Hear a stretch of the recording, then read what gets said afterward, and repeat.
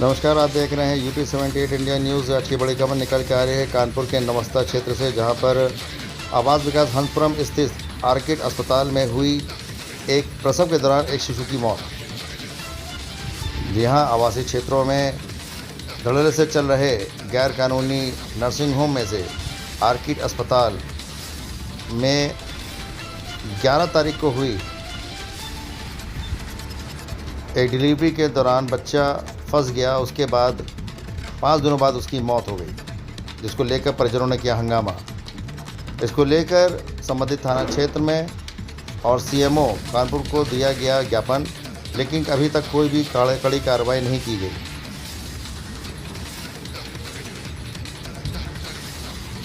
परिजनों ने कहा कि यदि अस्पताल प्रशासन के ऊपर कोई कड़ी कार्रवाई नहीं की गई तो आज दोपहर में रामादेवी स्थित काशीराम अस्पताल में जाकर धरना प्रदर्शन करेंगे।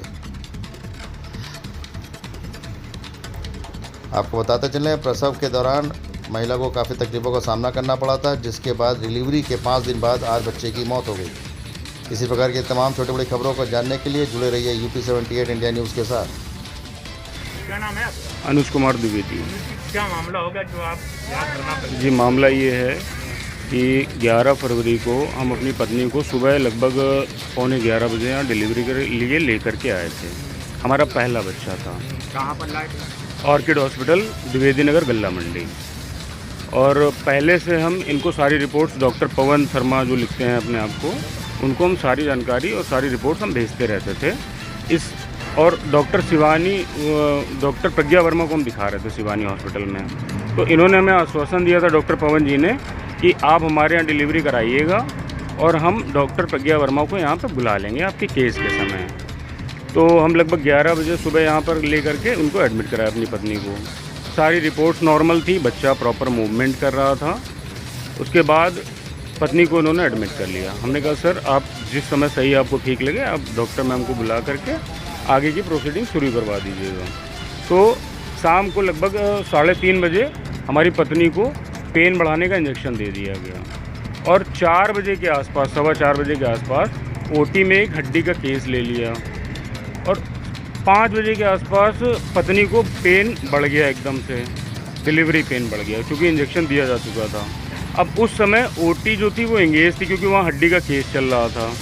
2-2.5 घंटे बच्चे का सर बाहर आने के बाद फंसा रहा वो, और उसी कंडीशन में जच्चा बच्चा दोनों भयंकर तरह से तड़पते रहे। हम पूरा परिवार, हमारे साथ के जो लोग थे, भागते रहे इधर से उधर। डॉक्टर साहब से बड़ा विनम्र निवेदन किया कि सर इस कंडीशन को देखिए, हमारी पत्नी को दर्द हो रहा है, बहुत गंभीर स्थिति बनती जा रही है। लेकिन अस्पताल प्रबंधन के द्वारा कोई समुचित कार्रवाई नहीं करी गई। डॉक्टर प्रज्ञा वर्मा को ओटी इंगेज होने की वजह से 7:30 बजे कॉल किया इन लोगों ने शाम को, और जब तक वो आती उसके पहले डिलीवरी हो चुकी थी।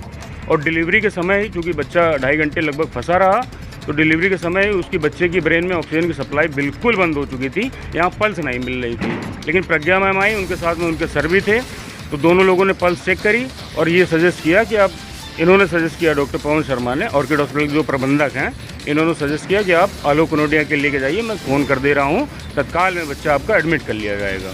मैं वहाँ लेकर के गया, लेकिन उन्होंने देखते ही बच्चे की सिचुएशन जो है वो बताई कि बहुत क्रिटिकल है, उम्मीद 0% है, कोई उम्मीद नहीं है। फिर भी मैं 5 दिन बच्चों को वेंटिलेटर पे रखा, मतलब 5 दिन इन द सेंस, पहले एडमिट कराया और एडमिट कराने के बाद 1 बाय 1 करके वो वेंटिलेटर पे वो 5 दिन लगभग बना रहा।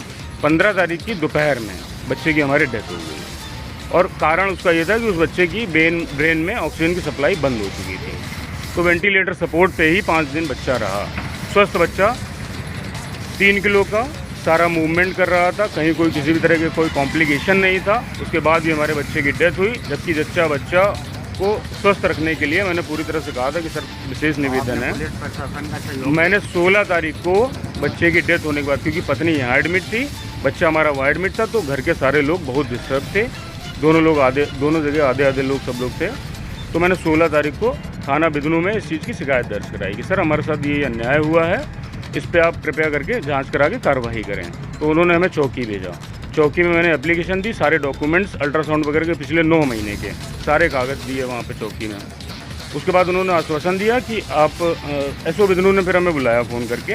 उन्होंने कहा आप कमिश्नर सर के क्या यहाँ। मांग करना चाहते हैं ये बताइए। जी, मैं न्याय मैं चाहता हूँ कि इस घटना की, संपूर्ण घटना की विधिक जांच की जाए सीएमओ सर के टीम के माध्यम से। अभी कोई आश्वासन मिला प्रशासन से? नहीं, प्रशासन से सिर्फ ऐसे ही धरना आश्वासन। कब तक चलता रहेगा? ये धरना अमरण है और जब तक हमें न्याय नहीं मिलेगा तब तक ये धरना चलता सरकार रहेगा। आपके पास आया है कुछ? सीएमओ सर का कॉल आया था, उनको 2 बार हम पहले भी लिखित सूचना दे चुके हैं, उसकी रिसीविंग है हमारे पास, लेकिन वहाँ से भी कार्रवाई का सिर्फ आश्वासन ही मिल रहा है। और डॉक्टर सुबोध प्रकाश सर से भी बात हुई थी, स्वयं मिल करके मैंने बात करी उनसे, उन्होंने भी आश्वासन ही दिया है, कोई कार्रवाई नहीं करी है।